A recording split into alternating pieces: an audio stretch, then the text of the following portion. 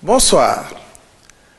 À l'entame de sa communication, le président de la République a adressé ses condoléances les plus attristées au khalife général des Mourides et à la communauté musulmane suite au rappel à Dieu du khalife général des Baye Fall, Serigne Amdi Modou Mbenda Fall, et de Serigne Moustapha Saliou Mbacké, fils du défunt khalife général des Mourides, Serigne Saliou Mbacké.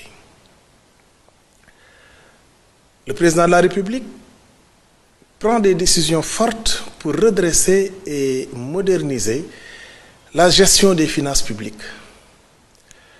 Après l'audit réalisé par la Cour des comptes, il est impératif d'agir vite et bien. Le chef de l'État exige un plan d'action clair et rigoureux pour redonner crédibilité et efficacité au système budgétaire et financier du pays. Il charge le Premier ministre de lui soumettre un calendrier précis pour appliquer les recommandations de l'audit. Un programme spécial de maîtrise des dépenses publiques doit aussi être proposé en tenant compte des réalités économiques et sociales et en s'inscrivant dans la vision Sénégal 2050. Dans cette dynamique, une nouvelle réglementation encadrera l'émission des emprunts de l'État et la gestion de la dette publique. Le ministre des Finances et celui de l'Économie doivent proposer, sous la coordination du Premier ministre, un décret sur les emprunts de l'État ainsi qu'un cadre organisationnel modernisé. Le gouvernement est aussi appelé à accélérer la digitalisation des systèmes économiques et financiers, à garantir la fiabilité des informations budgétaires et à mieux planifier les investissements publics. Autant de réformes qui visent une gestion plus transparente et performante. Mais cette transformation ne se fera pas sans dialogue. Le président veut des concertations inclusives avec les syndicats, le secteur privé et toutes les forces vives de la nation. Objectif: expliquer la situation, bâtir un consensus et assurer une mise en œuvre responsable et solidaire des réformes. Autre priorité affichée, l'accès à l'eau potable pour tous, surtout en milieu rural. Le président demande au Premier ministre de renforcer les efforts pour garantir une distribution équitable et à coût maîtrisé. Un plan d'action global sera mis en place pour sécuriser la ressource en eau et moderniser les infrastructures d'approvisionnement. Cela passe aussi par une meilleure gestion des concessions et une tarification transparente, particulièrement en milieu rural.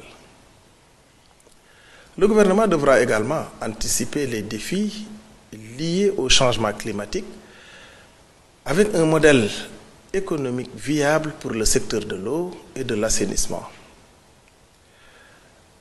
L'État veut notamment développer des unités de dessalement et renforcer la lutte contre les inondations à travers des actions préventives et un meilleur entretien des infrastructures hydrauliques.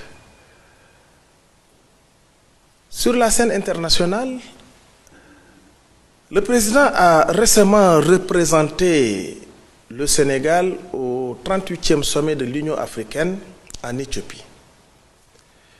Il y a plaidé pour une Afrique plus souveraine et un financement renforcé des projets prioritaires du continent.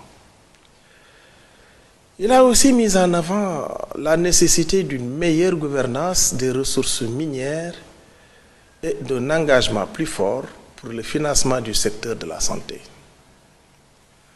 Enfin, le président a participé aux célébrations de l'indépendance de la Gambie réaffirmant ainsi les liens de solidarité et de coopération entre les deux nations.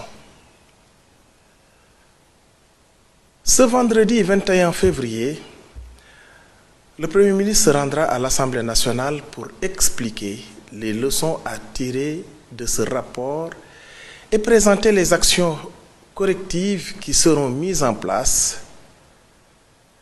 Et parmi les priorités, mieux contrôler les dépenses publiques, réduire le train de vie de l'État et garantir une gestion plus transparente et éthique des finances. Mais ce n'est pas tout.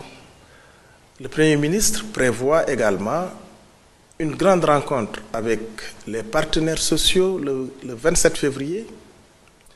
Cette réunion marquera le début d'un dialogue ouvert et inclusif avec l'objectif de mobiliser tous les acteurs de la société, les syndicats, les employeurs, la société civile, autour d'un même projet, redresser l'économie du pays.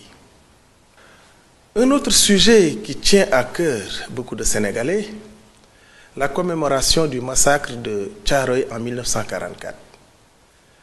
Le Premier ministre est revenu sur les chantiers mémoriels en cours, comme la construction d'un mémorial et la création d'un centre de documentation.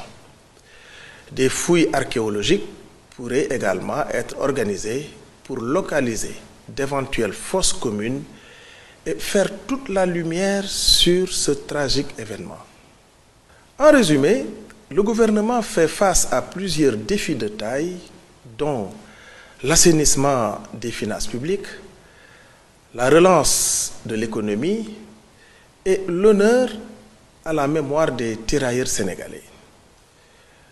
Pour y parvenir, une chose est claire, la mobilisation de tous est essentielle. Avec ces mesures et ces engagements, le Sénégal amorce une nouvelle phase de gouvernance, tournée vers la transparence, la rigueur et l'efficacité au service du développement et du bien-être des populations. Je vous remercie de votre aimable attention et vous souhaite une excellente soirée.